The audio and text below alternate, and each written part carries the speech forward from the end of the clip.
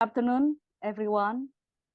I would like to welcome you to the second series of the International Sharing Forum for Human Rights and Gender with the theme Human Rights in ASEAN, Contemporary Issues in Safe Migration and Human Security. Today, Friday, 8 September 2023, from 6:30 p.m. until 8:30 p.m.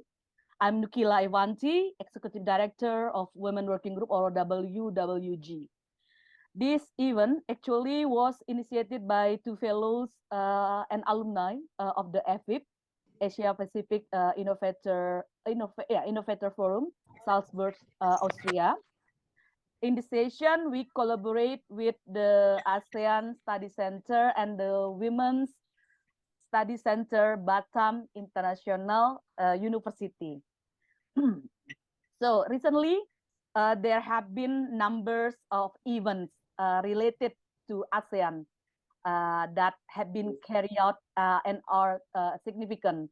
For example, I attended also the ASEAN Civil Society Conference or ASEAN People's Forum or ACSC, APIF, took place from September 1 until 3, 2023 in Jakarta with the themes reclaiming safe space, restoring democracy and equity in Southeast Asia. And the 43rd ASEAN Summit has just been held from 5 until 7 September 2023 in Jakarta as well. In this forum, I will read the following rules, like a chantam, chantam house. First, we must respect the opinions, statement of the speakers, panelists at this event, and avoid disrespectful attitudes of words. This is the first rule. The second, please turn off the microphones throughout this event, except for those who are panelists or speakers or participants who are invited to ask questions. That's the second one. The third, if you want to turn off the camera, please go ahead. And for those with bad internet signal, please turn it off. So, all right, okay. The term that we will discuss is about safe migration and human security. It would be nice if we started from the first panelist who would give an introduction and at the same time sharing the video. I would like to introduce Professor Rina Shahrullah, Ph.D. She is a senior lecturer and the head of the Women's Study Center at Batam International University. And she has been teaching since 2006 with a specialization in international law, business law, Islamic, and human rights. So I would like to give for maximum 25 minutes to Professor Rina. So please, Prof. Rina, time is yours. Okay. Okay. Thank you very much, Nukila. Okay. Good evening, everyone. Nice to meet you online. So just let me share, okay, my PowerPoint for tonight. I hope that you can see it clearly from there. Okay. So yeah. Okay, let me just start it. It's very quick, actually, because we are going to show you later two videos regarding the migration in ASEAN. So the title of my presentation is ASEAN Migration and Human Trafficking Regulation for Social Justice. Okay, so if we look at the data, okay, regarding ASEAN migration, okay, we see that most of the migrant workers is actually up to 38% of employed population in Singapore, and also 37% in Brunei Darussalam, 50% in Malaysia, and 3% in Thailand. And among the ASEAN member state or AMS is almost 90% employed migrant workers in the service industry service and also the domestic services, and many of them is actually women. So the migrant workers in the ASEAN regions, most of them are women who works in the domestic work and also in the industrial sector. So if we talk about the mobility of migration, okay, from the ASEAN member state, the sending countries, okay, or the country of origin, like from Indonesia, okay, and then from Vietnam, from Cambodia, and others, okay, it's actually there are two types of the procedures that the migrant workers among ASEAN countries. Okay, the first is legal, meaning they are recruited legally and then they go to the ASEAN member, other receiving countries in the ASEAN regions legally. But most of them, okay, based on my research, they are conducted illegal procedures, meaning they are not legally recruited, and also the procedures from the sending country and even until when they arrive in the receiving country. So this because of the dark side of the migrations, okay, particularly for those who are recruited illegally or undergo the illegal procedures, and most of them end up as trafficking victims or human trafficking victims. So when we talk about human trafficking or trafficking in persons, it's basically we talk about the migrations meaning here among the ASEAN country from the sending states and then to the receiving states. That could be like authorized, okay, or unauthorized if it's involve coercion, force, abduction, fraud, deception, and exploitation.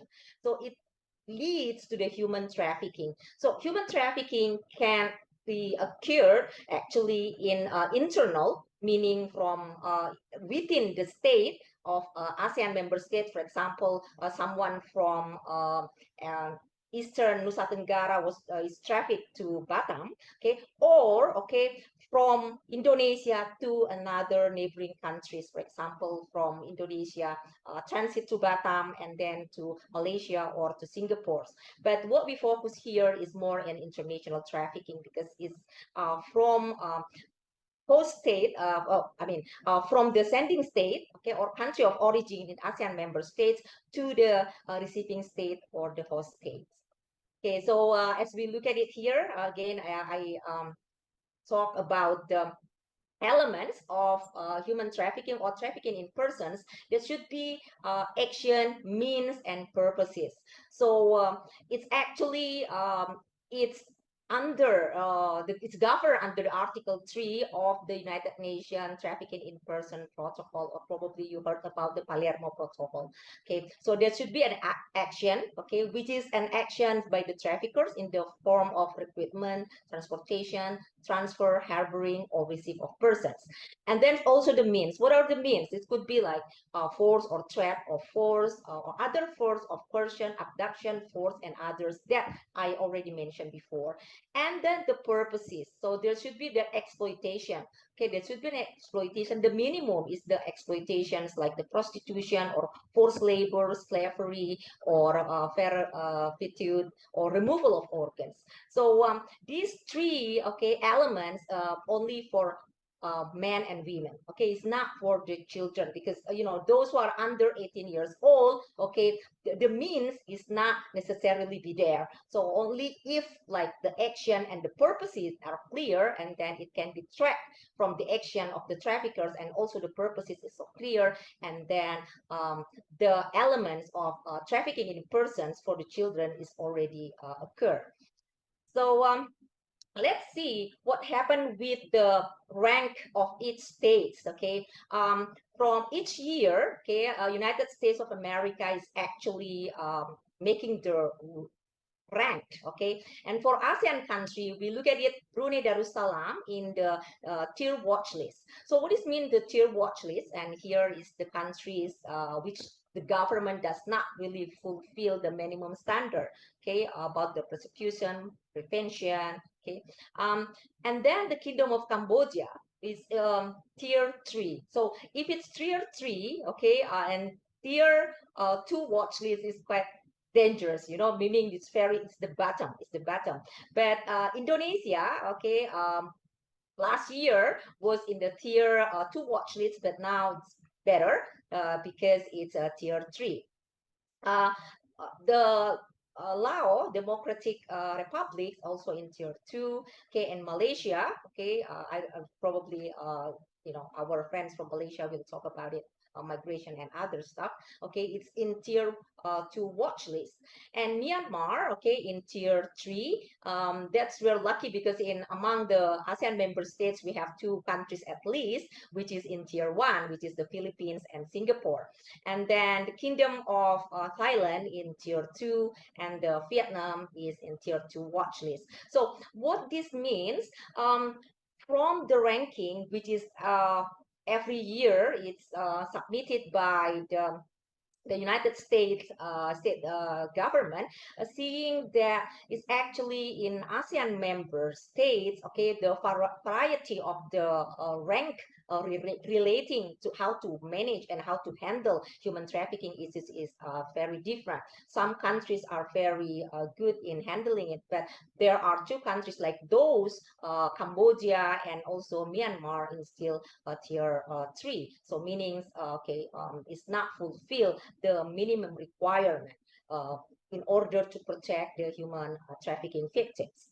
So when we talk about the law itself, it's actually in ASEAN is their law. Okay, there's a law which is trying or reflecting the protections of people, the migrant workers in ASEAN, in order not to become the victim of trafficking.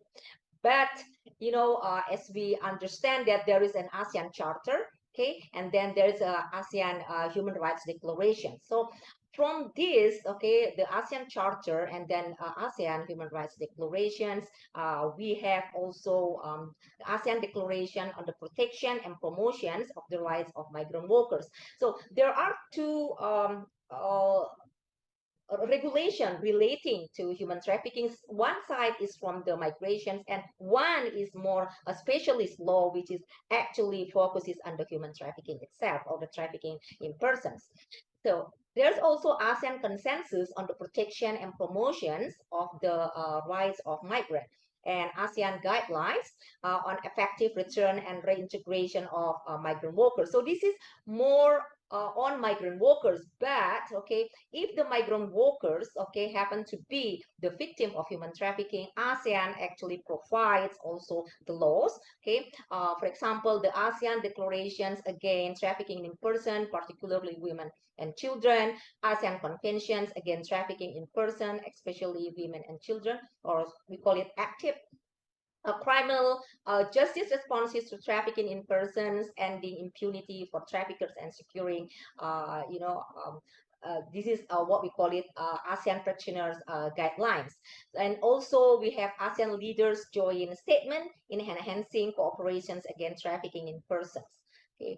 And ASEAN plan of action to combat transnational crime. So ASEAN is actually provides a set of regulations which is imposed on ASEAN member states relating to migrant workers, migration. But again, as I've mentioned it before, if those migrant workers become the victim of trafficking, and then there's also a set of regulations provided by ASEAN in order to protect the ASEAN workers if they are happen to be the victim of trafficking. So if we look at the relevant legal instruments at the ASEAN, ASEAN provided the legal instruments, but in each ASEAN member states actually also have the regulation pertaining to human trafficking. We can see from Brunei Darussalam, okay, there's a trafficking and smuggling of persons order, okay, and then Kingdom of Cambodia law on suppressions on human trafficking and sexual exploitation. Indonesia also have the law number 21 of 2007 on eradication of trafficking in persons. Laos, Democratic Republic, the law on anti-trafficking in persons. Malaysia has Malaysia 2007, Anti-Trafficking in Persons Act, and then Myanmar, the Anti-Trafficking in Person 2005. The Philippines also have the Anti-Trafficking in Person Act of 2003. Singapore, Prevention of Human Trafficking Act to 2014. Okay, and Thailand also has the Prevention and Suppression of Human Trafficking Act. And then the Socialist Republic of Vietnam also has the law number 66, okay, which is on human trafficking and prevention and combat. So not only from the ASEAN, okay, to regulate as the regional instruments, but also each ASEAN member state has its own national law. Okay, so we will see that,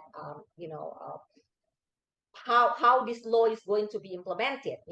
As I mentioned before, that ASEAN has the declaration, but when we talk about the declaration, it's not legally binding. Okay, so declaration, it's more on than political commitment, moral commitment by the ASEAN member state, okay, that they commit to establish a regional local network to prevent and combat trafficking in persons, particularly women and children in the ASEAN region. So that's the ASEAN declaration.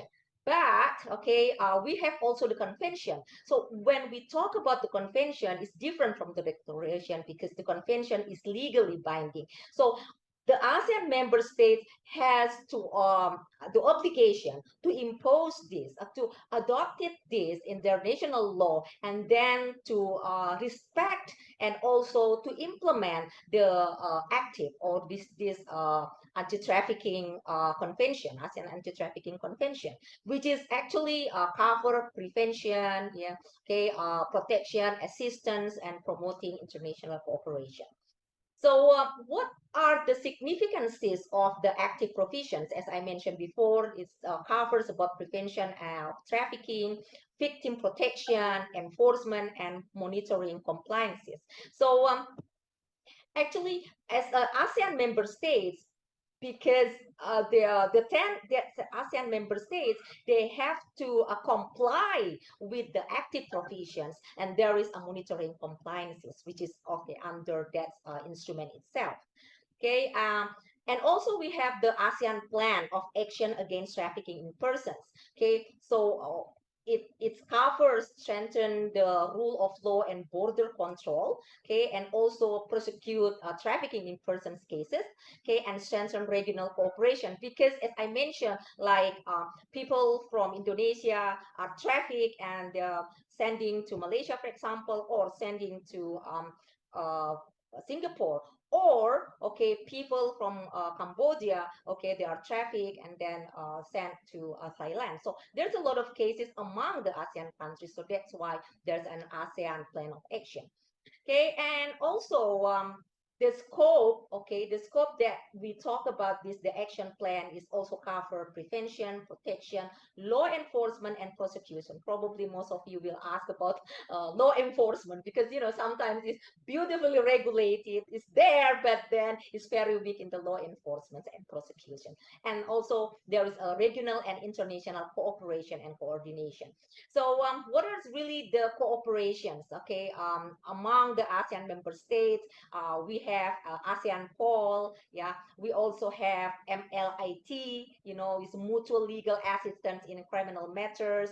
And then we have also the extradition via ASEAN extraditions or AET. So there's a lot of forms. It's actually coordinating among the ASEAN member states, or they collaborate among ASEAN member states in order to prevent or also to prosecute the trafficking perpetrators. Okay, so this is the references. As I mentioned before, we are going to watch, actually, this is the very important thing, that we are watch the migrations in ASEAN. And then this is the work of actually from ASEAN, ASEAN Secretariat, okay, and then you can watch it also the the long version, because what we are going to show it here is just the short version. Okay, that's the actually the introduction from me to give you an overview about ASEAN problems, migrations, and about the human trafficking. So I hand it to the MC, and please help me to show the video. Okay, thank you so much.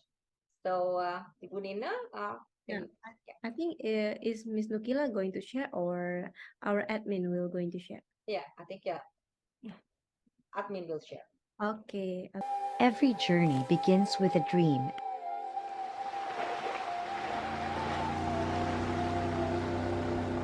And the questions, why not? Maybe I can.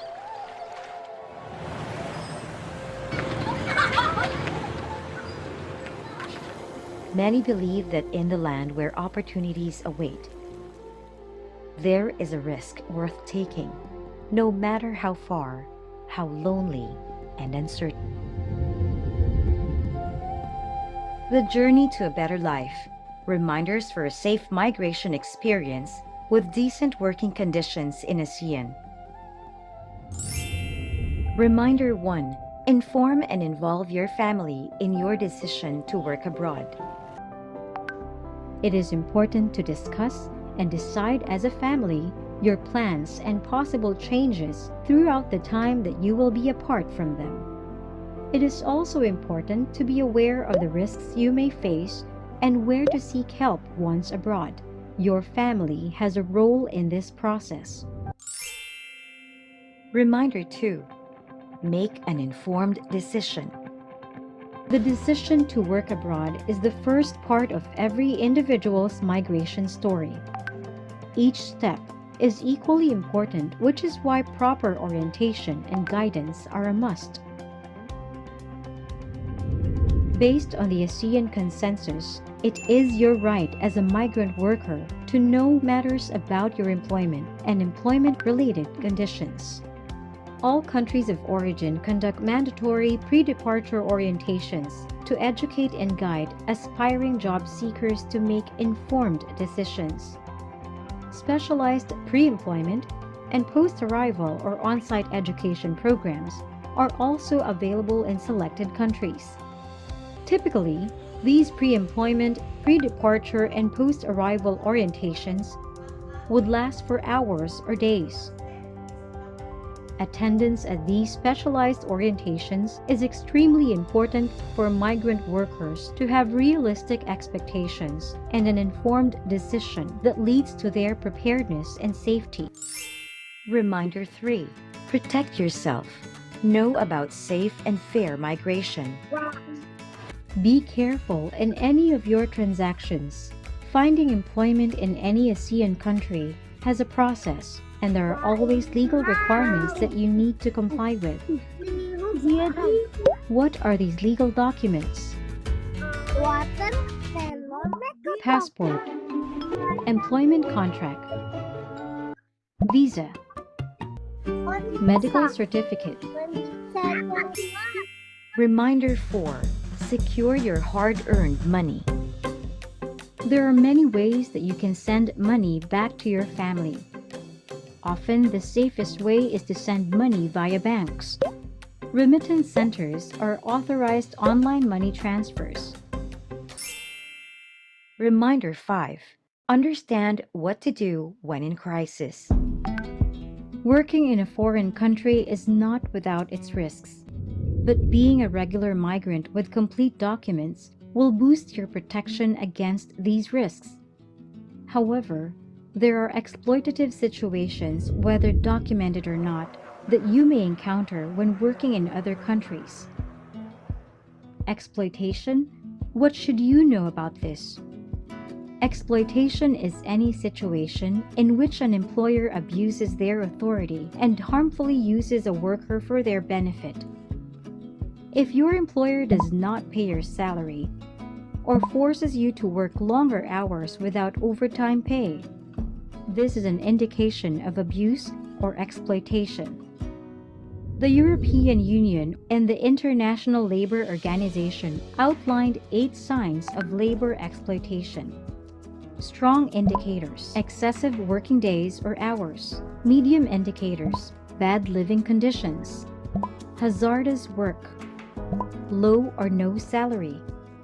No respect of labor laws or contracts signed.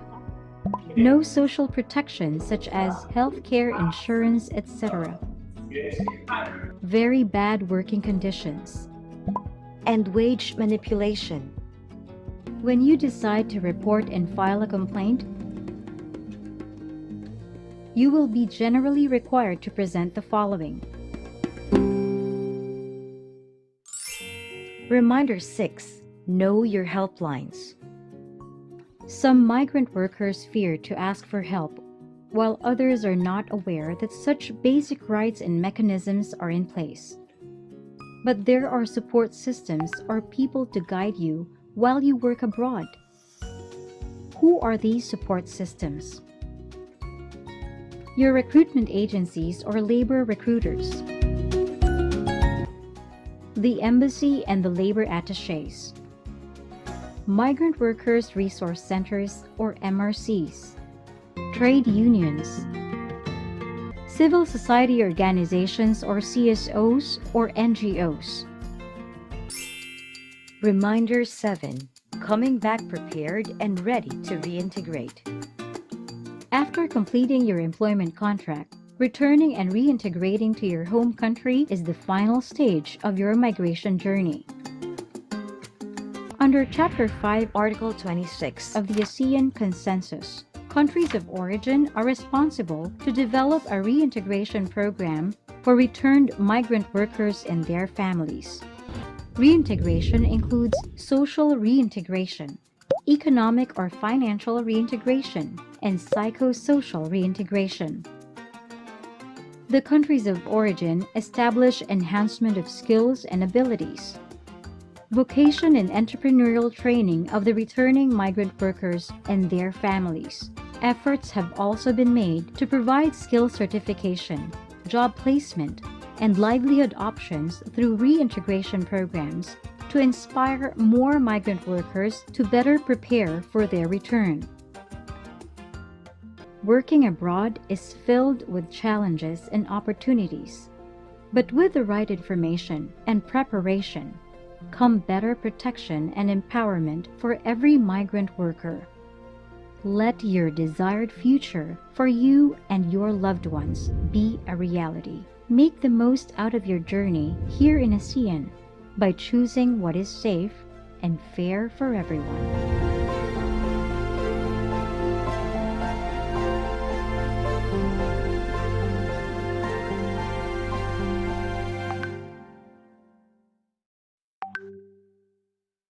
So we have listened the presentation from Prof. Rina Shahrullah, and also the video, the video regarding the safe migration, and also it shows how toward the video how the available support system for the migrant workers in this regard. So thank you, Prof. Rina. It's very useful, for this event, for this forum to know about the support system from Prof. Rina, that several ASEAN countries such as Malaysia, Cambodia, Brunei, Indonesia are still facing the problem on how to provide protection for victims of human trafficking based on the rank of the TIPS criteria. While in ASEAN, there have been many regulations produced, such as the ASEAN Declaration, ASEAN Consensus, ASEAN Plan of Action, APIF, for example, as well as national regulation, such as the anti-trafficking in-person laws. But are they enough to protect the victim of trafficking in this regards? Now, I think it's the important time, and we would like to present our prominent panelists today. They have the background as an academic as well as an activist. I will introduce them based in order. So the first one, Myar or Myar Gay or Lulu. She is project coordinator for ACTED Myanmar mission. She support development program for the youth and women in the conflict areas in Myanmar. The second panelist is Jaya Anil Kumar. Jaya is a research and advocacy manager of the humanitarian organization for migration economic or home in Singapore. The third is Professor MD Zahidul Islam, Ph.D. He is a lecturer at Ibrahim Kulliyyah of Laws or ICO, International Islamic University Malaysia or IIUM. And finally, the last one but not least, from Ninne Zahara Silviani. She teaches public and private international law and international law of the sea. And she is the secretary in the Master of Law program at Batam International University, Indonesia. Okay, I will give each of them the opportunity to present for a maximum of 50 minutes. And I will give a reminder 2 minutes before the deadline. And I give first for Lulu. Time is yours, Lulu. Lulu here? Thank you so much. Yes, Nukila. And thank you so much for giving me a chance to be present here as a panelist. And I'm very grateful to meet with you all. And somebody will share my presentations. I think who will share the presentations for me here? I cannot. I will share it by myself then. Yeah. My name is Mobjamyagi, but you can call me Lulu. Today, I'm going to present about the forced migrations, the women's situation in KR state in Myanmar. As you all know, in Myanmar, we have 7 states and 7 divisions, and I'm representative from the KR state. I belong to the Karenni, one of the Karenni ethnic peoples. And as you can see here, I would like to introduce like a brief background of my country. In Myanmar, you might know before they call Burma, now they call Myanmar. So Myanmar and Burma are the same. And like as you may know, things like Myanmar have 1948 as like they got the democracies from there, and after that like we fight from the British. So step from there we got the independent from the British, and we got the step from there we got a civil war again in Myanmar. In Myanmar we have a lot of ethnicity, a lot of ethnic groups. So we have the armed conflict step from 1948. This is that fighting between the like a military and also ethnic indigenous people groups while fighting start from there. And after that, like in 1962, there's a coup by the General Nguyen, and after the General Nguyen ruled 26 years again. And after that, like in 2011, we got the transformations process from the democracies to them, like a dictatorship to the democracy process start from 2011. And start from the 2011 to the 2020, we got the democracy situations based on there. But in 2021, we face again the coup. So the military government became the coup again in for the Myanmar. So start from there, Myanmar having the the war, the conflict, and a lot of political change, and also a lot of conflict came out, and even a lot of people are suffering start from 2001 again after the coup. So in Myanmar people's start from there, we have the wars, conflicts, and a lot of young people's hold against and fighting back to the military governments. So we don't have any peaceful moment. Even like things from there, I became the one of the IDP too.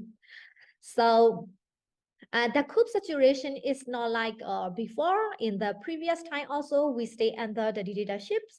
However, this time is totally different because a lot of youth peoples, they feel the democracies in the step from the 2011 to the 2021, 10 years, like a kind of treat as a democracy and freedoms.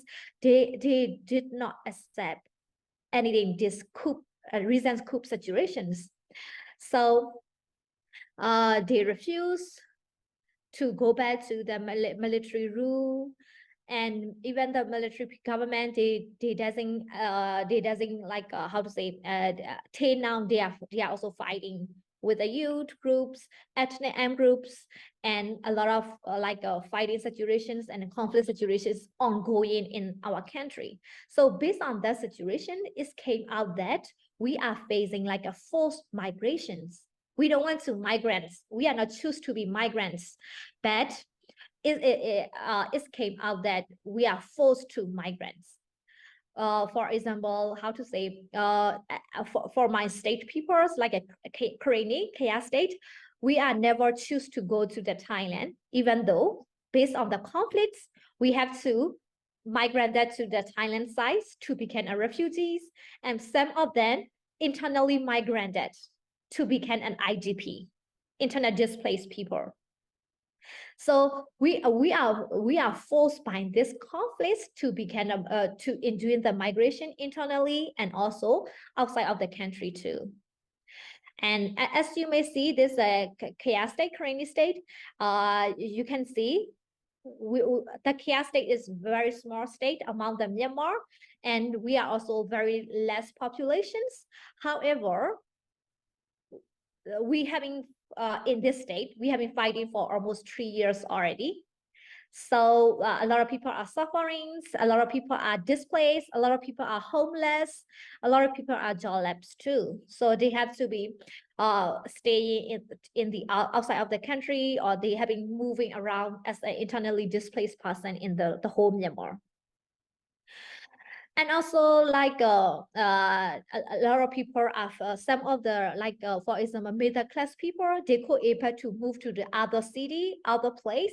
However, like for example, like some of the people, they don't have a good livelihood, they don't have a like good business, they just try to move to the forest, not to the city area. They just move to the forestry and jungle areas.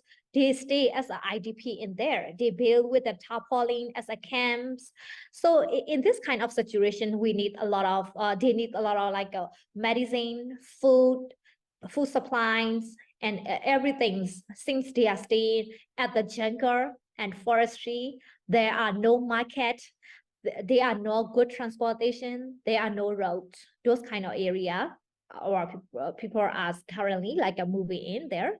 And when you see this video, you might be guessing how we having sufferings as like a human rights violations nowadays. So let's watch this where we take 5 minutes. Thank you. The scars of battle litter the roads throughout this country. Towns and villages are now empty. The local population has moved away. These are desperately dangerous places. The deserted towns are the de facto front lines in this war. And who is in control here changes constantly. We're coming down this road to just on the outskirts of the village. This is where there was a main medical center. You can see we're going to get there in a second or so. It's been destroyed, and that seems to be a regular feature of all the villages we go to, is that the medical center's completely taken out. And that's why people leave as well, of course, because there's really no reason for them to stay. It's way, way, way too dangerous.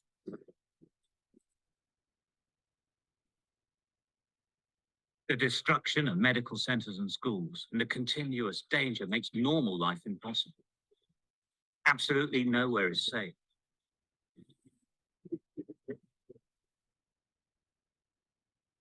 This is a well-known and well-signposted regional hospital, but it was targeted with multiple airstrikes.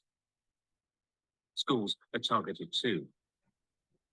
Video shows just what it can be like.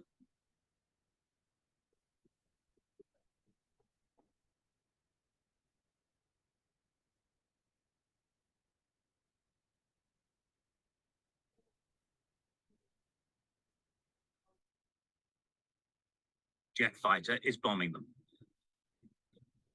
要不要再要等 Terrified, they huddle in a crater. 我都不要给了喏，啊，我们了，我不是不呢， They're told to keep down. 啊，这里有了呀，我们就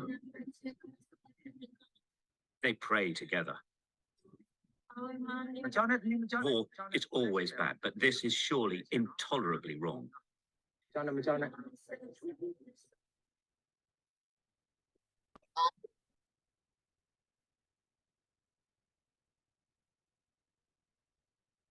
The internally displaced may have lost their homes, but they try to cling onto their land, some living in tarpaulin huts in their rice fields. Others build temporary villages from bamboo. Many have been forced out multiple times. With no permanent medical care, they depend on mobile health clinics, themselves risking attack to bring some assistance. The people are weak and scared, and they need any help they can get. My feeling is bad, and I'm very very sad. But I want to help. That's why I'm here.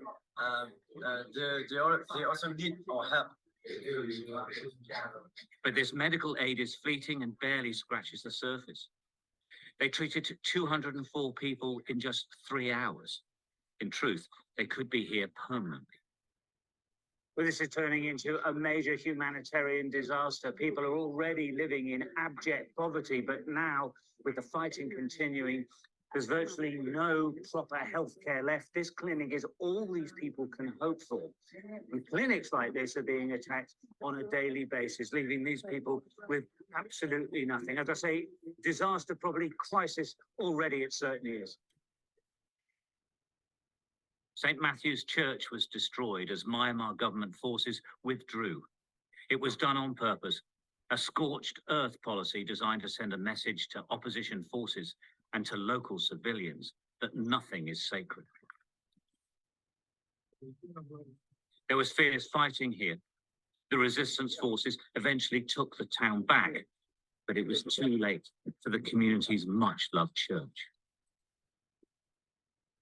2 years after their coup, Myanmar's military leaders are waging a war of destruction against the country's many ethnic groups, destroying places of worship, hospitals, schools, and whole towns and villages. Local leaders say it is an ongoing campaign. This is an actual crime. But they don't care for that.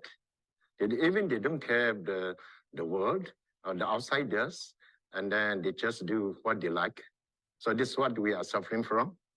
We don't have freedom. We don't have opportunity, and now our place are destroyed. Our villages are burned down. Our churches even here, for example, is burned down. And who do that? Only the military. Time and again, people ask us why the international community won't help them. There is no clear answer, but help is needed here for sure. The Myanmar government is attacking its own people. A whole generation could grow up never knowing peace and never knowing what home actually means. Stuart Ramsey, Sky News, Myanmar. Yes, these are our how to say, that is we are facing right now in Myanmar, and you might see that we having like a lot of human rights violations, and you might see that in the video there are a lot of people are suffering, even the children, even the women are too. So we can say that more than thousands, hundred thousands of people are getting homeless by force due to this armed conflict. And in here we can see that is a data mentioned that in this chaos state, in chaos state we have the 8 townships. Even in 8 townships we have a lot of IDP peoples are moving around. The women, the baby, and even the men, and most of the youth, they are holding the gun and they are fighting back. So as we can see that in most of the areas, most of the jungles and most of the like IDP camps, there are a lot of women and children are suffering the most. And these data, as we can see, there are a lot of people are being homeless, and also some people get care, and also some people got arrested, and some people got becoming the, how to say, mine survivors due to the like a flight attack, air force attack, and a lot of bombings and those kind of like a conflict, a lot of landmine. A lot of people are becoming like disabilities due to becoming as a mine survivor. And there is the IDP people in chaos states, and most of the IDP camps, there are no a lot of INGO camp and organizations and taking responsibility that, so they have to be created by themselves, even for the water supply, even for the food supply, shelters, and only few supplies they can get it, since there are a lot of checkpoints on the way to the city area to those IDP camp areas. And here you can see that there's a current state mapping, and we are the border with the, how to say, we are border with the Thailand. That is a current state. We are border with the Thailand. So most of the people, most of the border peoples, they cross the borders to become refugees. And those who far from the border areas, they are crossed to the other city, like a Shan state and current state, they moved to those areas as became the IDP. And here you can see that there is, I took the reference from the UNHCRs. There are a lot of IDP people start from the 2021s. There are a lot of people as IDPs, and some are becoming the refugees. So the IDP peoples, displaced peoples, are before like a 3 lakh class. However, when we became to the after the coups, there are a lot of IDP people are increasing. You can see the data. And in the Southeast Myanmar, there are also like a 5 lakh class. And there are a lot of people are becoming IDP, and only few people can cross the Thailand side as became the refugee site in Thailand, and some other peoples can able to cross this to India to become a refugee in India. So, you might already aware of my country situations. So in the women in the conflict area in Myanmar, as you may see that there are, since the conflict is happening, since the shelter will not be enough, since they are staying in the jungles, there are a lot of gender-based discriminations is happening due to their political, economics, and social inequality. So a lot of we as like INGO peoples, we have been raising a lot of gender-based awareness sessions to the community people too. So based on the data from the 2021, the military coup, after the military coups, that the women's faced a lot of rape case and arrested things and having killed too. And since became the IDP people in the jungle areas, the young women could not able to go to school too. In these situations, there is no school, there is no hospitals. So as you may already see in the video, there are like in the school area, also in the school based in the jungle areas, that's a community school. However, the military attack by the Air Force, so the children are running around at the like a middle of the forest. So a lot of people could not able to go to school too. And it's based on this conflict, it lead to the early marriage, lost their education opportunity, and also employment opportunity, and also healthcare, hygiene condition also getting very poor, and also some of them are forced into human trafficking too, since they could not able to get a job opportunity in this like inside of the country, is lead to the human trafficking to the China areas, and those kind of things are happening. And before we have in Myanmar also we You have 2 minutes more. yes, I'm going to finish this. Yeah, in the Myanmar country also there's a conflict, the peoples are before we don't have like those kind of equality. However, after the coups, the women are also came out on the roads and fighting for the democracies, and they are also protesting. So you can see that the women youth groups are leading those kind of things. And also we can see that currently a lot of women are leading in most of the organizations and most of the INGO too. So this is a kind of we can feel that it's a kind of like a improvement. And yes, of course, for the women, we need a lot of protection that are needed. GBB awareness sessions, we must improve a lot, and GBB survivor case management, livelihood opportunity for the women and girls in these situations, and MHBSS case supports too. And also a lot of young women are also becoming the mine survivor. So we might have, or we need to plan something to become the livelihood opportunity for the women in the futures. And also in these conflict situations, if you are living in the forestry and jungle, we might look for a place of the safe house and safe space for the women in the futures. So in conclusions, I would like to conclude that we need to, since a lot of airstrike attack and also clash are ongoing in our place, in our country, we need a lot of humanitarian help for these situations, for the food supply and also medical supplies for the displaced peoples. The displaced people are not like refugee things. The refugee is might be more like uncomfortable in those refugee camps with the help of INGO big organizations.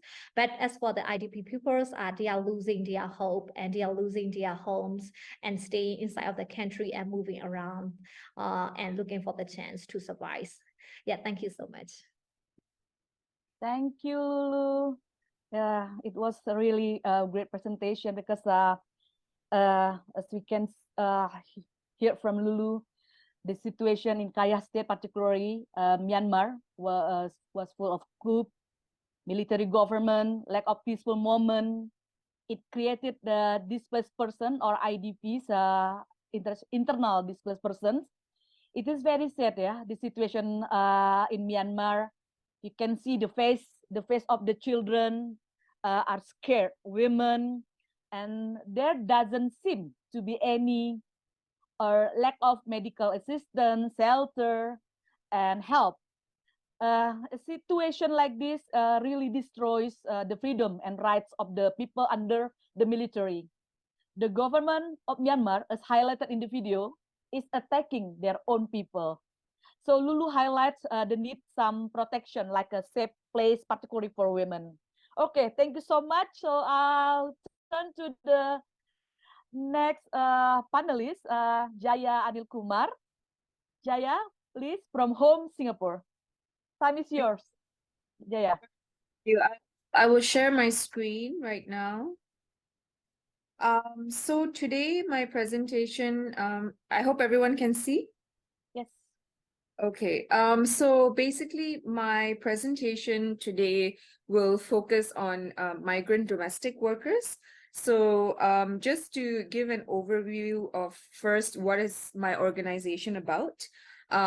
We exist in Singapore because, as most of you know, we are an organization that, Singapore rather is a country that receives a lot of migrant workers.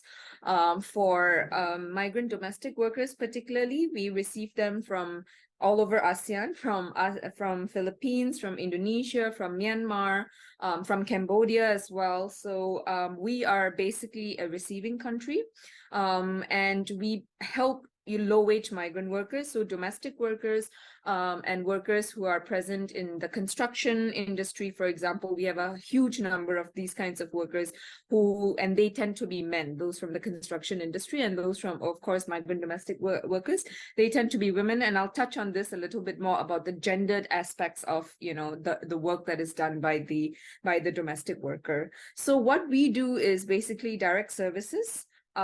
We have 2 helplines for migrant workers. One is for domestic workers and one is for all the non-domestic workers, so all the other workers that Singapore brings in as well. We have help desks where our case workers advise workers on their rights and options so that they can make very informed decisions.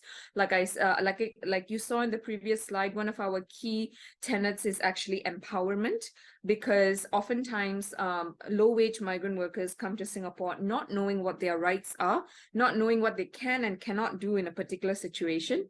So our role is really to advise them so that they can themselves make decisions that they feel are the best possible decisions for themselves. Sometimes migrant workers run into conflict with the law, and we provide legal aid. And when they need medical services, particularly those who are in the non-domestic sectors, those who get injured in the course of their work, they need medical attention as well. And we do provide some medical services, or at least financial assistance for them to take care of their needs. We run a shelter for migrant domestic workers, and the reason why this is important is that in Singapore, migrant domestic workers, like a lot of countries actually, migrant domestic workers are mandatory live-in with their employer. So when they face abuse and exploitation, they often need a place to go.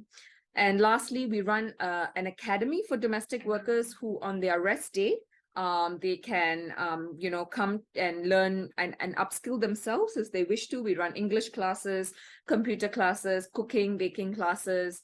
It's actually quite a long list of things classes we run.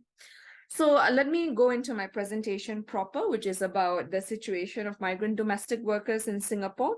So just to set the context, it is in the law that employers are required to control and supervise their migrant domestic workers. And this is the exact phrasing that is in the law. So you can see already it sets the power imbalance between the employer and the domestic worker, right? If it is in the law that employers are supposed to control and supervise, this basically it basically authorizes the employer to do things like surveillance, to be overly punitive towards their migrant workers, to not give them freedom of movement, freedom of communication.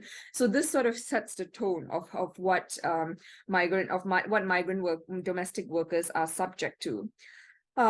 So by law, migrant domestic workers are required to be female. So this immediately sets the gender tone of the work that migrant domestic workers do, right?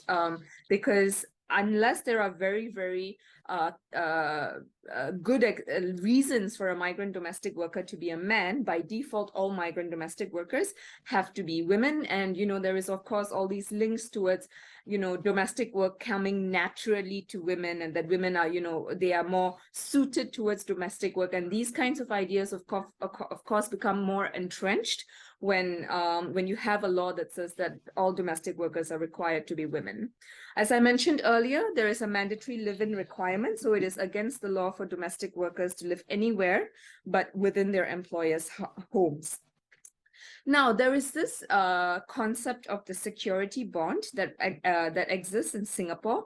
So basically, if the migrant domestic worker breaks the law in any way, or she goes missing, and the employer doesn't employ reasonable efforts to locate her, for example, the employer may be faced with the potential of losing their security bond. So it's kind of like an insurance against the domestic workers' behavior. So in reality, what we have seen is that in very few instances has the security bond been forfeited. But what happens is that it's still in the employer's mind, right? Oh, if she runs away, I might lose my security bond. If she borrows money from loan sharks, I might lose my security bond. If she does anything that is against the law, I might lose my security bond. So what this then incentivizes the employers is to exert even more control over their domestic workers. They want to know, okay, who are you meeting on your rest days? Who are you talking to in the phone? How are you dressing? Are you borrowing money from anyone? And also it incentivizes them to withhold identity documents, which, as many of you will know, is a key indicator of forced labor and also of trafficking. So high recruitment debt. So I'll just move on to some of the issues and the inequalities that domestic workers face. Bear in mind that a lot of things that I say here are also applicable to migrant workers generally in Singapore. But of course, migrant domestic workers experience some of these things differently because of the fact that domestic workers live in. So it just changes the tenor of a lot of their living and working conditions. And also because of the gendered nature of their work as well. So they have high recruitment debt. I think this was touched on in the first presentation. A lot of them take out loans and incur costs in order to come to Singapore to work and come to almost any receiving country to work. So they spend many of their first few months just not earning any salary. So what happens in Singapore is that if they want to change employers, the local agent will say, okay, I'm going to charge you another 2 months if you want to change employers. So like I was saying, each time they want to change employers, they also have to add on the loan, so some of them may go up to 8 months where they're just not earning a salary, because each time they change employers, the agents can keep charging them more in addition to what was incurred in the home country. So they have a lot of difficulties also in changing employers. They have to seek the permission of their current employer if they want to change jobs, basically. And this is even at the end of their contract. So imagine, even they have completed their contract, it is still up to the employer whether or not they can change employers. So that is highly restrictive. And it is only in very narrow cases where they can actually change employers, where the employer, for example, is being investigated for abusing them. Then they are allowed the chance to change jobs, because often the investigating authorities need them in Singapore to help with the investigation. So it's really not a meaningful kind of a choice that they have sometimes also to change employers. So confiscation of documents, I think it speaks for itself. I think it's a very common phenomenon that a lot of you are familiar with, because employers are afraid of migrant workers running away, engaging in illegal activities. They keep their work permit, passport, employment contracts. So a lot of domestic workers we speak to are very scared of running away, because they tell us, I don't have any documentation. What if the police catch me, and then what is going to happen to me? So we have to assure them that as a shelter and as an organization, we will protect them and ensure that we retrieve their belongings back for them. The next point is quite key. I mean, this is a phenomenon that happens, I guess, in a lot of receiving countries, is that domestic workers are excluded from the main labor legislation. So in our country, in Singapore, it's called the Employment Act. So what is it that they do not have because they're excluded from the Employment Act? They do not have, basic working hours, like limits on working hours. They do not have overtime pay. They do not have sick leave. They do not have annual leave. They do not have public holiday leave.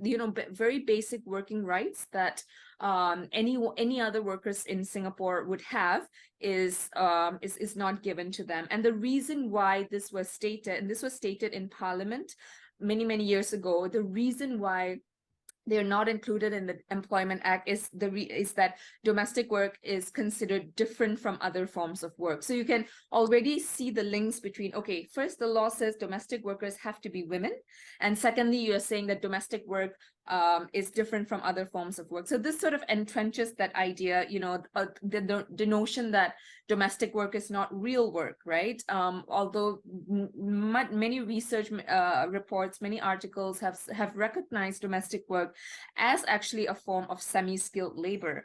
It is actually a work that requires some form of technical skill, technical knowledge. So it is actually very unfair that domestic workers are not recognized as workers in that sense.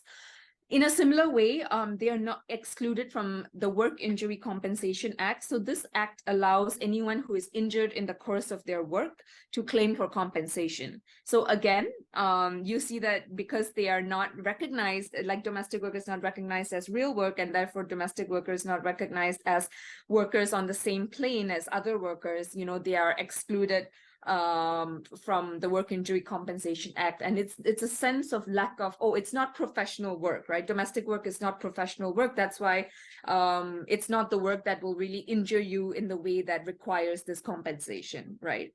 So if you look at the second point here, Employment of Foreign Manpower Act. So this is the legislation which covers domestic worker, but the standards there are very vague. It says that employers need to give the domestic workers acceptable accommodation, adequate food, adequate rest. But what does this mean? What is acceptable accommodation? What is adequate food? What is adequate rest? It's not explained in the law. So we see, from household to household, the standards of living and working for domestic workers are extremely different, right? So that's something that we see quite frequently in our work.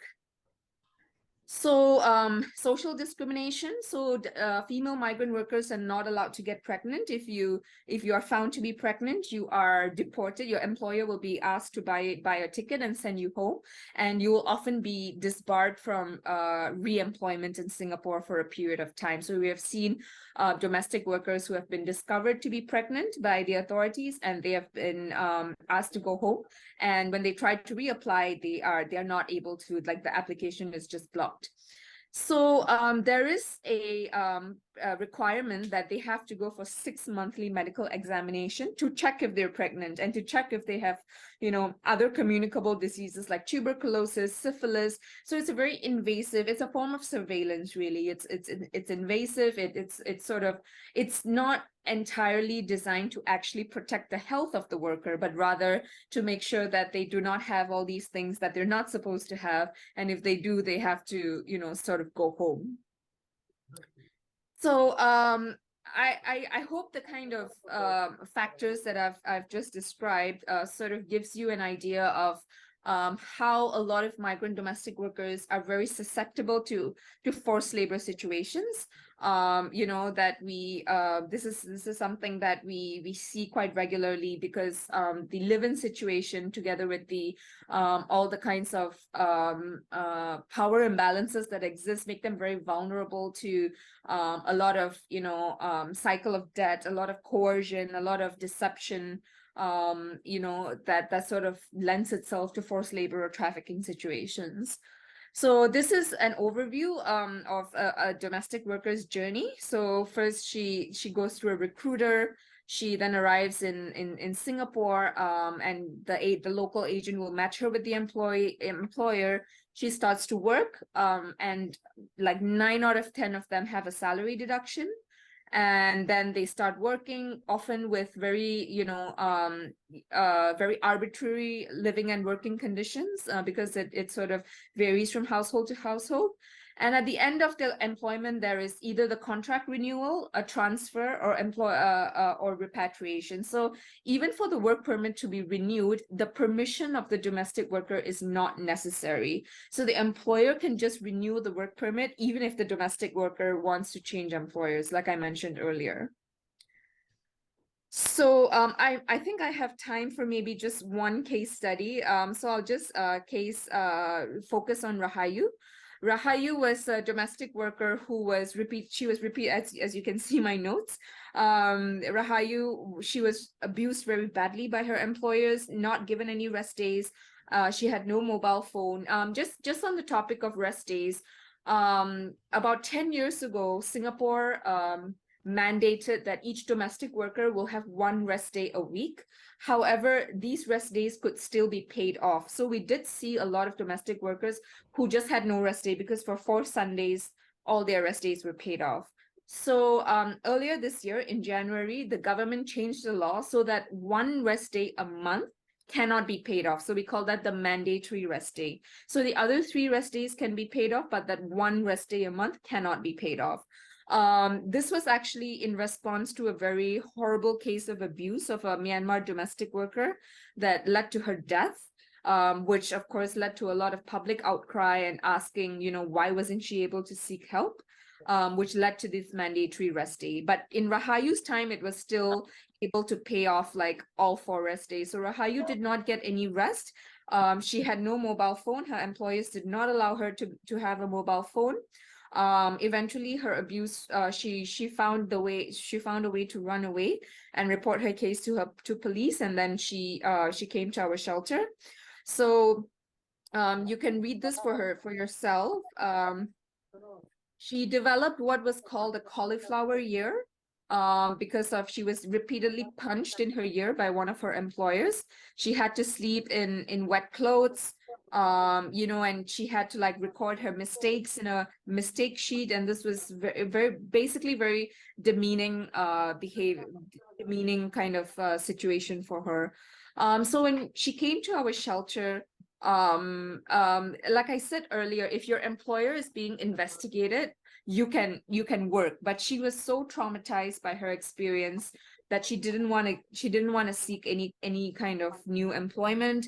So she remained in our shelter, but through a lot of counseling and casework assistance, she took on a leadership role, and she started to give advice to other domestic workers and give support. And we were really proud of her when she actually turned up in court to listen to her employer's sentencing, because initially she was extremely traumatized, and she didn't want to have any memory of her case, which was understandable. But eventually, when her employers were sentenced, she turned up in court. So and both the couple were sentenced to jail for the abuse that she faced. And for her, it provided a lot of closure to see that her perpetrators were finally brought to justice. Yeah, I'm done.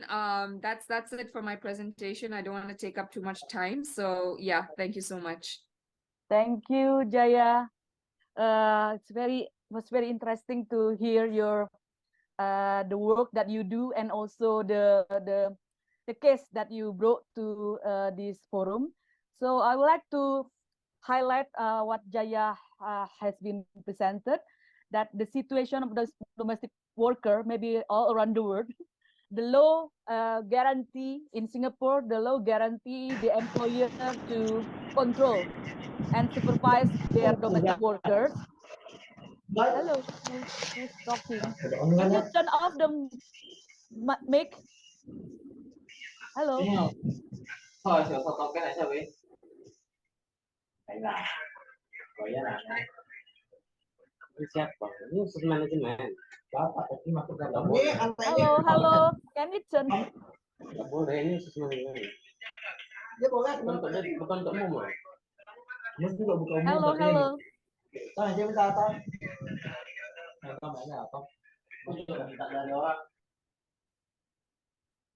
Okay, I would like to continue that as Jaya said, the Employment Act exclude domestic worker, it different from other type of works. Yeah, it considered different from other type of works. They don't recognize annual leave, holiday, and then overtime, and then women are not allowed to get pregnant, and then it has to be women to work as a domestic worker. As home, I believe in home, yeah, they really do some good jobs and outstanding job. I think home created helpline, provide shelter to domestic worker, and then give empowerment. They give also advice, also to conduct like an academy for domestic worker. I think it's crucial, right? And home provided counseling for our for Rahayu, yeah, for counseling and also provide shelter for Rahayu domestic worker from Indonesia, I think. Okay. Yes, yes. Thank you, Jaya. Then I will continue to the next panelist, Professor Zahidul Islam, Ph.D. Please give your time, Professor. Time is yours. Okay, thank you so much, Nukila, for inviting me here. And thanks to Dr. Rina for inviting me here. Okay, I am listening from the beginning. Okay, I'm very impressed with the presentation of Dr. Rina Shahrullah because she discussed comprehensive everything from the beginning to end of a migrant worker, how they are thinking, how going there and coming back, etc., etc. Other speaker also discussed very nicely. Just I want to discuss something else, not this. Okay. As for Malaysia, do you hear me clearly, right? Okay, great. So when in Malaysia, 2.1 million migrant worker working in Malaysia, and most of them from Indonesia, because the border country of Malaysia, and most of these people, most of them women, okay, all the Indonesian women working in Malaysia. So what we got from these people, I found that okay, most of the people they have some lack of legal awareness. They don't know the law of the Malaysia when they are coming, the basic, very basic law. For example, so if I talk about Malaysian Immigration Act, 1959, Malaysian Immigration Act, Malaysian Immigration Act, Section 6, provide clearly if you arrested in Malaysia, if you fail to show your passport, that means they will be considered that you enter into Malaysia without a valid pass. If you enter into Malaysia without valid pass, you will be punished up to 5 years or up to 10 years, up to 10,000 Malaysian ringgit, or both. Okay, so Section 15. Section 15 mention if you are in Malaysia, you enter into Malaysia with valid pass, but your valid pass is expired. Okay, if expire, also you will be punished for 5 years or 10,000 Malaysian ringgit or both. Section 6 and Section 15 is punishment is same, but the offense is different. Section 6, you don't have any valid document. Section 15, you have valid document, but it's expired. But if we see the views of the court on this matter, we found that Section 6, courts take it very seriously. So you enter into Malaysia without valid pass, that means it's a severe offense. In this case, most of the time, court give the punishment 6 months, 1 year, like that. If you commit offense under Section 15, I mean you enter into Malaysia with valid pass, but anyhow it's expired.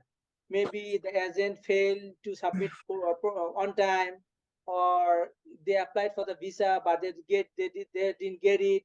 Okay, there are many reasons. Okay, in this sense, court think that okay, he entered into Malaysia with valid pass, but maybe some reasons he failed or she failed to renew the visa. The court take it softly. In this case, court give the punishment 2 months, 3 months, like that. Okay. So what happened here? Most of the people, when they expire their passport, they think this passport is they expire their visa. They enter into with valid visa, but they stay 3 years, 4 years, 5 years legally. After that, they fail to renew their visa, and they feel that okay, I don't have any visa in my passport. That means this passport is valueless. They throw their passport. Okay, sometimes what happened, they submit their passport to the agent for the to apply visa. They didn't collect the passport. The agent failed to renew the visa, and the people think that okay, the agent failed to renew the visa, so passport is valueless. What I will do by this passport? But they don't know the passport is identity. Okay, if they want to go back to their country, they need passport. They have to prove their nationality. Even if you say that okay, I enter into Malaysia with visa, but now I don't have any visa. You have to prove, you have to submit your passport. Okay. So this type of awareness, I think, need among the for migrant worker in Malaysia. Okay, one more thing. Yeah, you discuss, a few speakers discuss that, okay, when they're entering into Malaysia, they are not getting a job. Okay, agent, what is happening sometimes, agent, they got the allocation from the industry. Industry need 100 people. May agent prepare the paper for 500 people. So they bring 500 people. So 400 people, where they will go? Then the agent said, okay, find your own job. They don't find their job. So some people, they encourage them to do some illegal activities. For example, prostitution, drug trafficking. Yeah. So they involve sometimes this type of illegal activities because they don't know, they are not aware about this type of offense. If you are arrested for the drug trafficking under Drugs Act 39 of Malaysian Drugs Act, then if it's proved, then you will be punished death penalty, hanged. Okay, so they don't know about this. Okay, sometimes these people are buying stolen property. Okay, one laptop is 2,000 ringgit. A thief, he stole some from somewhere and sell it 500 ringgit. Okay, they are happy to buy. So when this thief arrested by the police, then in the remand they mention, okay, I sell it to someone else. Then they go there, arrest these people. So the police that time, they arrest that this buyer also. They think that, okay, this is also the part of this robbery.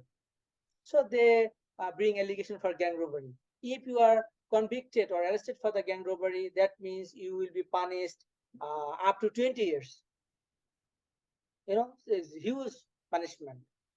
So this type of problem I see, normally I see many people, they don't know about the law. So because of these, they're involving with lot of illegal activities and they're getting punishment in the court.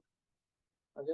Some people also, some illegal worker, okay, some people, they don't have any phone number. They can remember any one phone number even.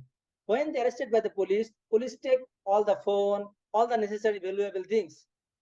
So when they arrested, if you arrested in Malaysia or here and there, to defend yourself, you have to appoint your lawyer. So who will appoint lawyer? You have to inform your family or your friends or whatever it is. If you don't have their phone number, so how you will inform them?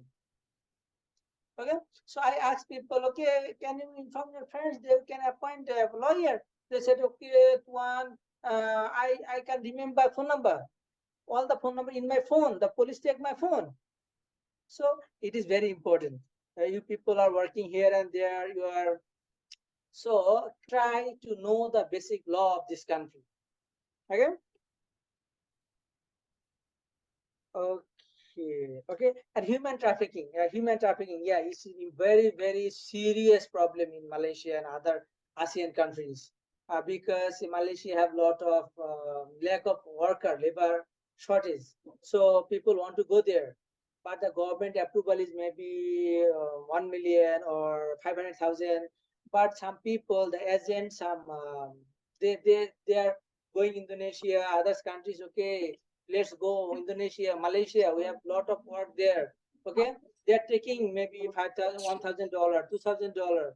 Okay, they are promising them to bring legally, but they're not doing that. They're bringing them illegally by crossing the border, sometimes by boat, okay, sometimes by tourist visa. Okay, bring them by tourist visa. When they come here, within 1 month, visa expired. Okay, these people, people, they don't know who is visa they are using. It's tourist visa, working visa. They can't read even. Okay, so when the government is sending foreign worker to overseas, I know some government, they are giving some training, some briefing. Okay, but government should include this type of things, the legal awareness, basic legal awareness among the foreign workers. So I think just I wanted to cover this issue in my speech. Thank you. No more for me. Thank you so much. I finished very fast.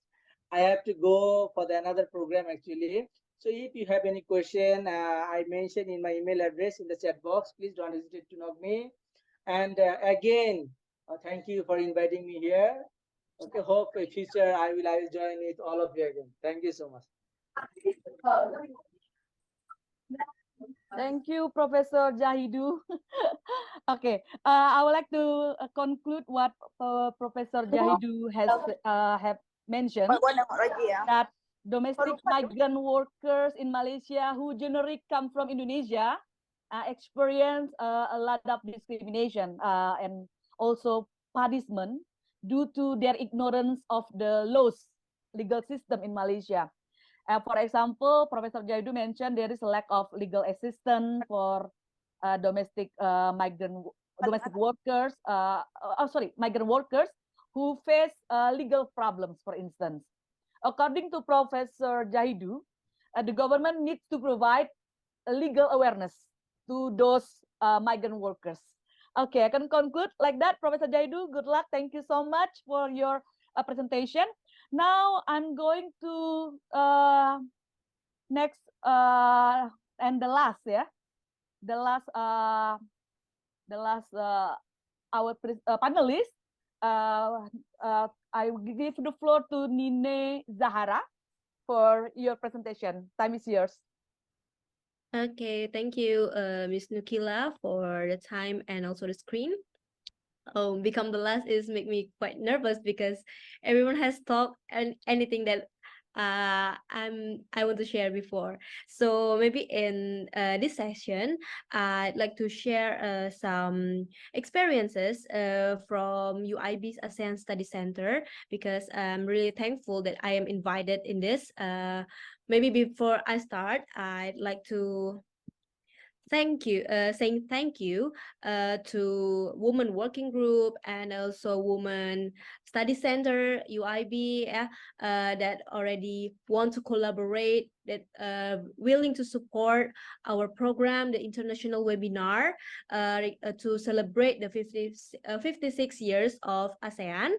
And while we talking a lot of human rights issues, and for this year we might talking about safe migrations and also the impact of intellectual property to address climate change tomorrow. So because maybe I want to introduce that this seminar will be continued tomorrow with other specific topic. So for the participants, I hope you can come again tomorrow to discuss and also to learning. I hope you can learn new things in this webinar series.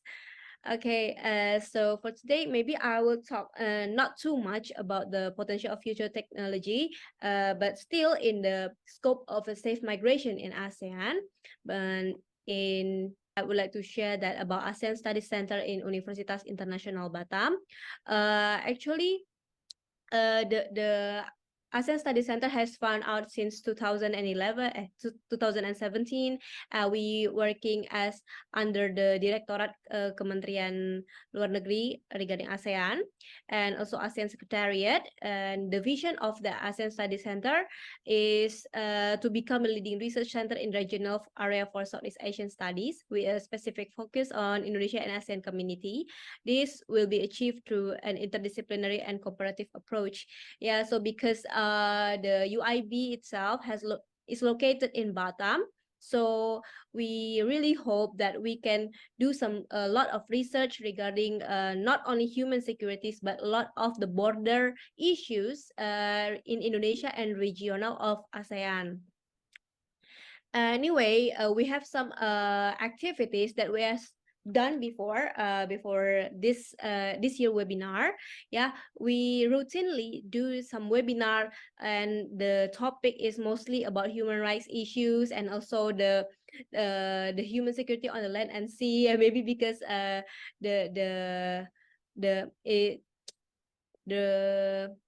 people that participate in ASEAN Study Center UIB is including me and Rina. We are focusing on international law, and we mostly talking about human rights and also law overseas and also border issues. And so that's why the topic of the webinar and the discussion is mostly talking about the human security. Everyone, just think, Mia di bawah itu. See me? Copy paste. I'm sorry. Okay, thank you. Where I'm sorry. Where was I? I need to reshare the screen. Okay, we are already here. I'd like to.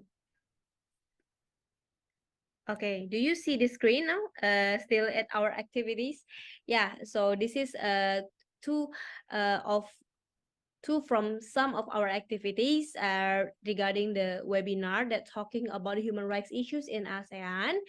And also we also collaborated with the Ministry of Foreign Affairs Indonesia and also the Bali Democracy Forum. Yeah, we talk a lot about the topics, the hot issues in the border area also, and especially when I conduct the Kuliah Umum PPTM 2023.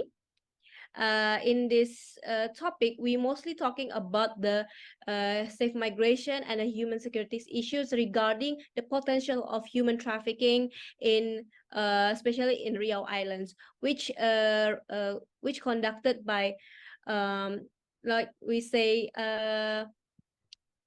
the gambling, the online gambling, online gambling transnational crime that will recruit some of the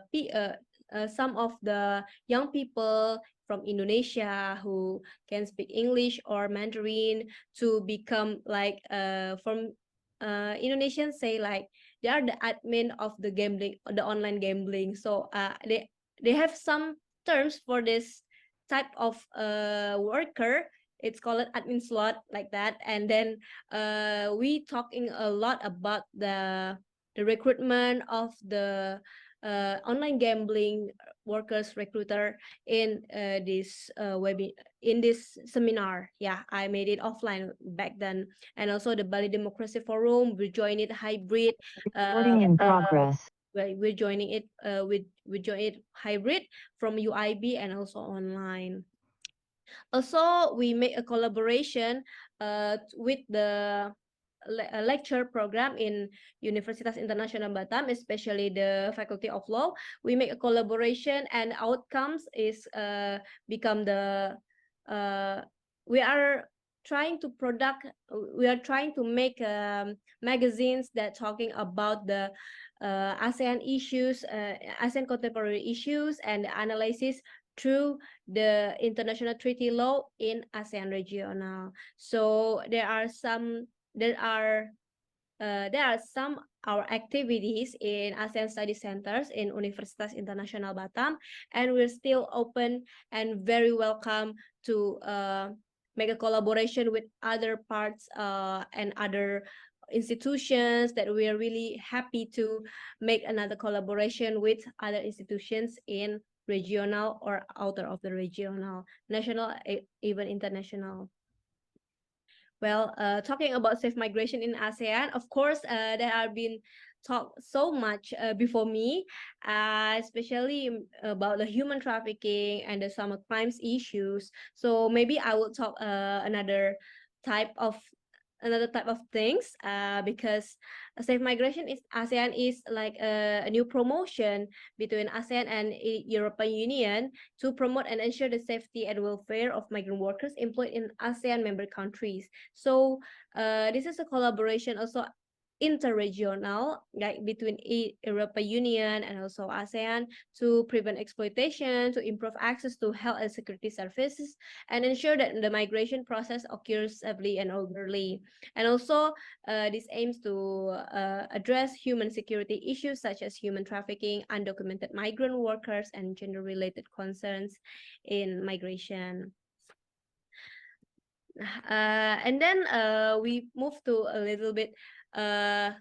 little bit different of topic, as I am doing some research on the use of maritime autonomous surface ships, and it's quite related to the digital transformation, also advanced technology development right now.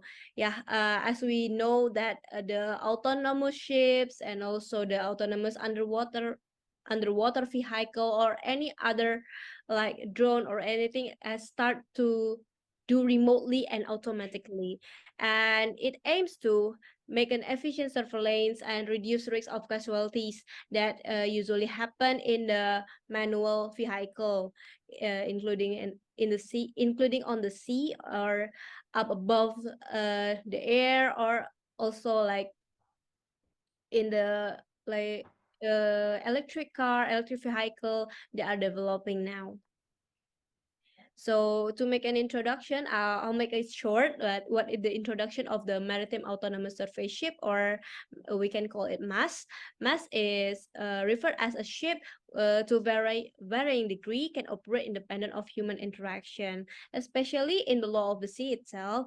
MAS has not regulated firmly in UNCLOS, because as we all know that UNCLOS is was established in 1982, so it hasn't covered about the mass yet. But as International Maritime Organization uh, uh, always develop the regulations regarding the development of technologies regarding the marine vehicles, they make the circular that divide any type of maritime autonomous surface ships onto 4 types of mass. The first one is the ship with automated process and decision support, and the remotely controlled ship with seafarers on board. In the type 1 and 2, there are still human interaction with the maritime vehicle. But for the number 3 and 4, which are remotely controlled ship without seafarers on board and also fully autonomous ship, there are no men on board. There are no men on the ship, and it will be remotely automatically conducted from far away, from some, maybe we can say like an office, or maybe from the seaports. It will be automatically controlled. And why is it related to the human, the safe migration? As we know, maybe until today, or maybe in 5 years or 10 years later, the use of mass, the application of mass in the border management still will be limited to surveillance and logistic and search and rescue. But maybe in 20 years, maybe in 30 years, we will never know that the probability, the use of mass to transport the human will become reality. And so there will have some challenges and limitation the using mass for migration management in the future. Okay, and the limitation and the challenges will have a lot of impact to the legislation and regulations, because the regulations that we have now is only accommodating the use of manual ships on the sea that will transport human inter-island, between islands. And so regarding the legislation and regulations, not only international aspects, national aspects and regional aspects also need to improve the regulations and also the accommodation issues. Like from international aspect, we as an international part of people need to make improvement regarding the International Convention on the Safety of Life at Sea, about the SOLAS, and then the STWC, and also the MARPOL, and also the Convention on International Regulations for Preventing Collisions at Sea. Yeah, and it's because of the probability of some issues that can arise from the use of mass. And also in the national and regional, it's also quite the same, that we need to improve our readiness, our regulations to prevent and also to face the challenges of the development of new technology and also the establishment of mass in the future. So maybe we can conclude that in the safe migration issues, we have some unless than trafficking, smuggling of migrants, or any other issues that arising now. We have another issue arising that relating to the technology development. It's called I'm sorry. It's about the autonomous transportation that maybe not only from not only from the maritime aspects, but also maybe from air and space aspects that will be very developed and onto the autonomous vehicle. In the meantime, we never know, like in 5 years or 10 years, that will still become our issues that we need to be ready to challenge that later. I think that's all from me. It's already past 15 minutes, so maybe we have a shorter time to do the Q&A. Thank you, Thank Ms. you. Nukila, and also all the participants. Thank you, Ninne. Ninne, thank you so much for your presentation. Ninne highlights the possibility of the utilization, what is called maritime autonomous surveyship or MAS, in terms to reduce risk of casualties and efficient surveillance for safe migration. This is quite new, yeah, for in terms of regarding the technology purpose. So before the end of the event, I would like to take a photo together as a group for our documentation. So if you want to open your camera, please do so. Okay, thank you. So this is the time for question and answer. We have obtained information and knowledge from our outstanding panelists. Otherwise, I will ask question first while waiting for your question. I have a question for Jaya. Yeah, Jaya from home Singapore. Jaya, what are the procedures of home in sending back, if there is a case, yeah, sending back the domestic workers to their country of origin? How do you do that? Okay, so usually the process is if a worker leaves the employer and comes to our shelter, we will do an interview, and we will refer to the appropriate authorities. So if it's a labor issue, we will refer to Ministry of Manpower. If a criminal issue, let's say there is physical abuse, sexual abuse, we have to refer to police. So usually, when the case is ongoing, if the Ministry of Manpower or police is doing the investigation, the worker have to stay in our shelter, have to remain in Singapore. So once the case closed and the investigations are finished, the Singapore law says that it is the employer's responsibility to buy the repatriation ticket to send the worker back to the home country, right? So sometimes, of course, employers are difficult. They don't want to purchase the ticket. They want to force the worker to buy. So we will also step in with the authority and tell to the employer that, it's your responsibility, right? So then we will facilitate the repatriation, yeah? If there are outstanding issues, for example, if the worker needs support back in the home country, let's say Indonesia, right? We have partners in some of the home countries that we usually contact to ask to intervene. For example, if the workers say, oh, I have the outstanding loan, so I am worried the agent in Indonesia is still going to harass my family, so we contact some, like in Batam, actually, we are partners with Yayasan, Dunia Wanita. So sometimes we contact them, sometimes we contact SPME. Also, they also help to migrant care also. They also help to assist the workers. So we try to make sure that even if there is outstanding issue, there are persons in the home country that can also intervene and help. Yeah. Okay, Jaya, thank you so much for your answers. So I'll turn to the floor. If you have any question, please raise your hand. Lulu, what strategies have been adopted by your government, or what kind of intervention doing by the NGOs or CSOs of Myanmar to stop the internal displaced person and refugees? And the peace process where we can face. Without peace, we could not able to achieve nothing. Right. For example, like currently also as a humanitarian worker, we could not able to help to the IDP with like openly and like openly and visibility. We could not able to use all those things, and we have to go and help IDP very low profile.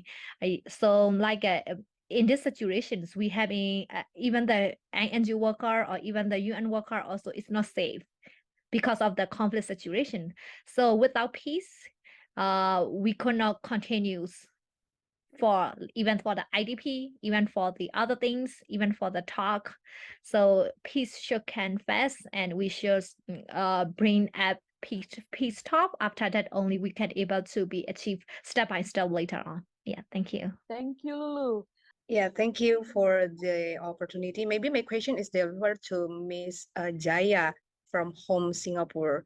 Miss Jaya, according to your opinion, how have the regulations in ASEAN around developed in to providing the protection for the migrant workers? Is it going better than before, or getting worse, or stagnating in the providing the protection for the migrant workers? How your opinion about the ASEAN regulations? Thank you. I think there's been a recognition of the migrants in the ASEAN economy generally, and that's why in recent years we have seen a lot more declarations, conventions about migrant workers and the protection of their families. And at this, I think most recently there were the guidelines for social protections also.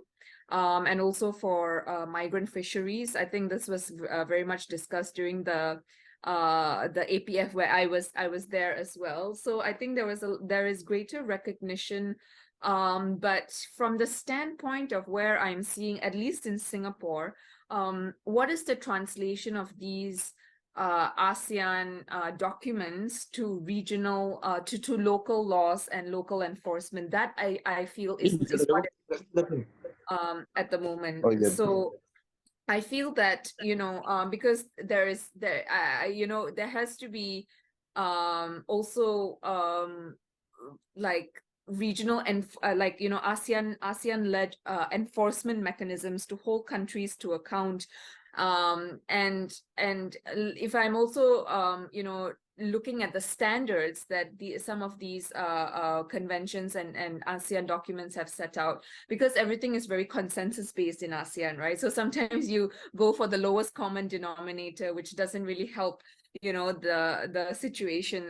But there is, I feel, increasing recognition, but there has to be greater political will in order to raise the bar of the standards and translation of these standards into the local legislation as well. Okay, one question more for for Miss Jaya. Do you think that public participation is more effective than legal regulation in providing the protection for the migrant workers? As I know you come from home, right? It's Yes. kind of the public participation. Can I say that public participation is more effective than the ASEAN regulation to providing the protection of migrant workers? How do you think about that? Right. So again, I'll answer from the Singapore perspective, right? So in Singapore, it is actually very difficult for migrant workers to organize. They cannot start their own unions, and if they engage in any political activity, it is actually very dangerous for them. They actually can get deported very quickly.